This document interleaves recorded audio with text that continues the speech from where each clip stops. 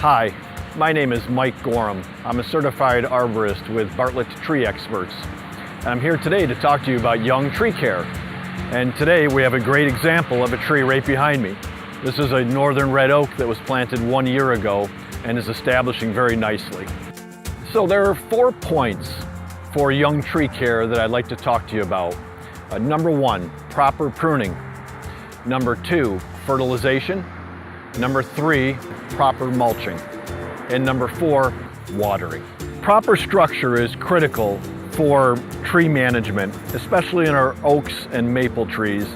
It's very important to have one single leader for the entire trunk of the tree and good lateral branching.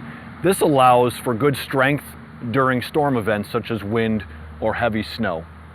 So with proper pruning, there's a couple things that we look for on young trees. Thankfully, this tree doesn't have many dead limbs, but it does have small stubs like this that can introduce wounds or decay. So we do want to prune that off. And I use a pair of small pruners to do that. And it's very simply getting in at a good angle and snipping that limb off. The other thing we look for is crossing and conflicting limbs. This would be a good example of this, where a limb is crossing in front of the main trunk of the tree. This limb will grow properly away from the tree. This limb will grow back into the tree, so should be removed. So this is a limb that we'd come back here and prune off at that point. The next point with young tree care, and very important, is proper fertilization. Fertilization is critical for trees in general and young trees specifically, because they're competing with a lot of other factors for nutrients. First, a young tree is establishing and getting going, and those young roots need nutrients to establish. So let me demonstrate how I would fertilize a tree. Simply enough, working around the tree, this is a granular product, and generously apply it, similar to a salt and pepper shaker, going around the tree. And then I like to work the fertilizer into the soil or into the mulch. And that keeps the fertilizer connected with the soil, doesn't wash away, and it also activates quicker. So there are many benefits of mulching a tree. Number 1, you're retaining the moisture of the soil. It doesn't dry out quite as quickly on a sunny day. Number 2, the mulch ultimately breaks down and naturally fertilizes the tree, creating organic matter in the soil.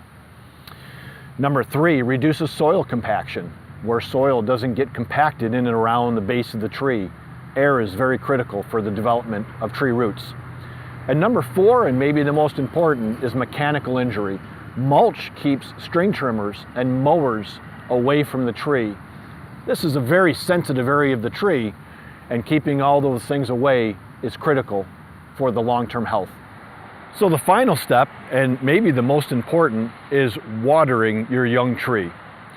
Many ways to water your tree. We have today a sample of a gator bag, which is a time-released water mechanism that simply zips around the tree. At the very top, there's a hole where water can be added, and you can fill the bag right up, and then water slowly drains. It's a time-released drain into the soil, and it acts like rain would, naturally seeping into the ground and watering those tree roots. So I wanted to talk about watering a tree with a garden hose. One thing I would not recommend is just letting a hose run full blast on the base of a tree. Unfortunately, most of the water will roll away. It'd be much better to use a hose with a slow trickle to let that water permeate down into the mulch, or have a nozzle where you have a spray pattern going around the base of the tree to, again, let that water penetrate down through. It's important to remember the 4 steps of young tree care. Number 1, proper pruning. Number 2, fertilization. Number 3, mulching. And number 4, watering.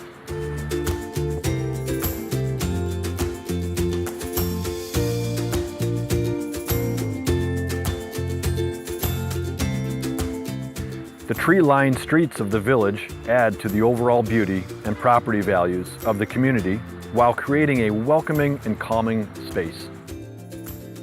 Thanks for watching. Trees are an investment into the future. By following the 4 steps that we discussed today, you'll be giving your tree the very best opportunity to grow and become a mature tree, much like the sugar maple that you see behind me here. If you have any questions about your new tree or would like to be considered for a tree in the future, please contact the Village of Skaneateles.